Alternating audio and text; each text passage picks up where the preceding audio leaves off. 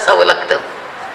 4 सुना सांभाळल्या पण पक्षपात नाही, 4 सुनांमध्ये भेदाभेद नाही. ही माझ्या भावाची मुलगी आहे, आमचा आतलं आहे, तुझा आतला असू दे नाही तर बाहेरचं असू दे, सगळ्या सुना सारख्याच. एक श्रीमंताची, एक गरीबाची, एक मध्यम परिस्थितीतली, एक जराशी थोडी मंद, 4ही जणी सांभाळल्या. कधी कोणाच्यात भेद नाही. माझ्या माहेरी गरिबी होती म्हणून फराळाचं द्यावं लागायचं, मोठ्या जाऊबाई श्रीमंताच्या म्हणून ते फराळाचं यायचं, पण कधी ते असं म्हणाले नाही त्यांच्याकडनं फराळाचं येतं, तुझ्या घरी पाठवावं लागतं, चुकून नाही.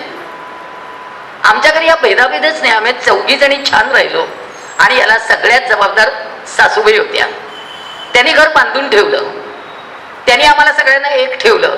आणि आत्ता जरी त्या गेल्या तरी सुद्धा आम्ही सगळ्यांनी मिळून ठरवलंय वर्षातनं एकदा सगळ्यांनी एकत्र यायचं आणि फक्त आईविषयी बोलायचं.